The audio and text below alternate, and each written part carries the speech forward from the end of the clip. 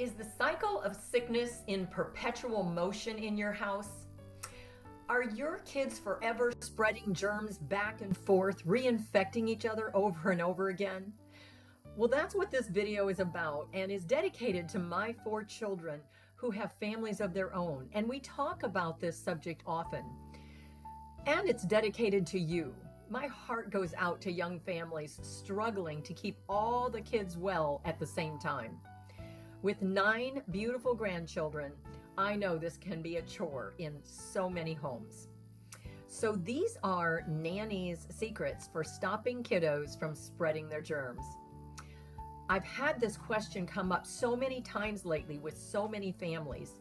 I thought it would be worth spreading the news.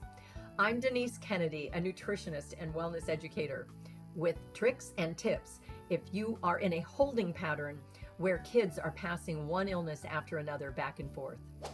So first on the hit list, give every child in the family their own cup with their own name on it. And I'm talking about a plain plastic cup that we write their name on with a permanent marker. Don't share drinks. This brings back a memory of when my kids were little. I had 4 under 5, so I'm lucky I can put 2 words together at this point. So when they were small, before we started this trick, they would run into the house and take a sip of water, put the glass down, and 10 minutes later, they couldn't find the glass, so they'd get another one and another one all day long, times 4. So the amount of glasses and dishes that we used were ridiculous. So when I discovered the name on the cup trick, it really cut down on dishes and the spread of germs. Either I wrote their name on the cup, or sometimes they wanted to decorate it because it was mine. And my grand's, Lucy, I just printed on a cup with permanent marker. I printed on hers, and then you'll see here, this is Ellis and Phoenix. So if your kids are old enough, and get them involved, they can have fun with this. They can make it their own because it's going to be theirs for a long time, like maybe till they leave for college. So the second tip, each child has their own color towel in the bathroom. When someone has a cold and they're washing their face and drying on a towel, and then the next child comes in and they put their face in, they wipe off their mouth, the same towel. Each child having their own color was so helpful with cutting down the spread of germs. I even let my kids go to the store with me and pick out their own color for their towels. Then they were very protective of their towels after that because they had picked out their own.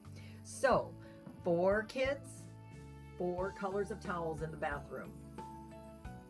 So third tip, a no-brainer, but no sharing food and utensils. I'm not even going to go into this any further. Obviously, when 2 or 3 are sharing bites of something and one is sick, guess what's coming around? The fourth tip, and now listen to your nanny here. Really do yourself a favor and work with the kids to wash their hands after they use the restroom. If your family already is sick and immune systems are down, the last thing they need is a new introduction of bacteria from the restroom. And in general, washing hands several times a day, especially when there's sneezing and coughing and blowing noses. This rule goes for everyone, mamas, dads, and kids. Tip 5, I used a homemade antibacterial antiviral spray on their toys. I tried to do that once a week and more if they were sick. We're going to post below this DIY recipe for this spray, but you can use your own favorite formula. 6, another of Nanny's secrets. Change and wash the bed sheets a couple times a week when someone is sick. This tip really can cut down on duration or how long the child stays sick. A child who is sick and has a night of coughing and runny nose and who knows what else Then they come in the next night and they get into that same snugly warm bed that has all those same germs waiting for them. And I'm so aware that when you've got sick kiddos, about the second or third night, mommies and dads are exhausted too. So if you just can't muster the energy to wash the sheets, at least put a new pillowcase on their pillow so they don't lay their head and their face in an infected environment. Tip 7, have the kids drink as much water as possible out of the cup with their name on it. You want them flushing their system of these viruses, so loads of water. Give them a prize for drinking all of their water. Anything to encourage hydration. 8, Epsom salt bath. Before bed, put some Epsom salt in nice warm bath water and let them play in that for 10 or 15 minutes. It helps the body absorb some magnesium to help them sleep better, and it helps draw out the toxins. This is a win-win. And they're clean. That's a win-win-win. This tip also will help cut down on severity of symptoms. 9, use a diffuser both in the main part of the house and a cool mist humidifier in the children's room. Some essential oils known to help respiratory issues and coughs and colds are eucalyptus, rosemary, peppermint, frankincense, or use one of your own favorite essential oil blends. This will help clear sinuses and help with breathing. And after everyone is well, use the diffuser with sage oil or a sage smudge stick. It has a cleansing effect, and don't we need that after a bout of illness?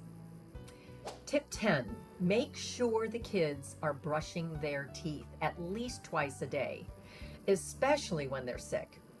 The mouth is a spawning ground for germs and bacteria, so brushing will get those little germs unsettled from their nesting ground and move out. Help the kiddos brush. They'll feel so much better with that freshness in their mouth.